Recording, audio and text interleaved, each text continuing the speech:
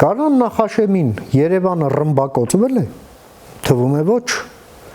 չենք նկատել նման բան,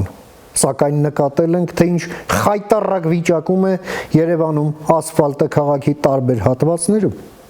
Իսկ սա խոսում է մի բանի մասին, թե ինչ խայտառակ որակի ասֆալտով է ծածկվում Երևանյան փողոցը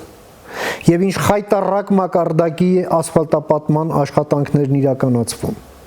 Տարածքային կառավարման եւ ենթակառուցվածքների նախարարը խոսում է այն մասին, որ մի նոր լաբորատորիա նախարարության կողմից կսկսի նոր աշխատել նաեւ Երևանում։ Կարծեք թե խոսքը գնում է մի ինչ-որ բարձր միջուկային տեխնոլոգիաների մասին։ Ասֆալտի լաբորատորիա մենք նոր ենք ձեռք բերում, մինչ այդ մասխելով մեր հարկատուներից փողերը։ Փոսալցման աշխատանքներ, որտեղ են երաշխիքները, որ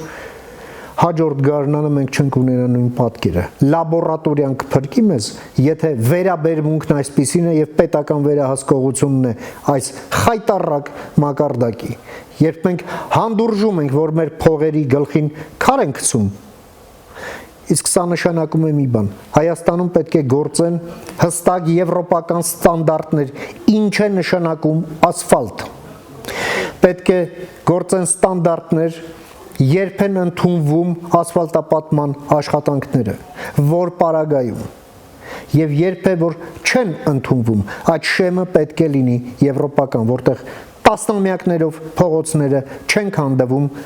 գարնան նախաշեմին։ Համաձայն ես, միացիր մեզ հանուն հանրապետության։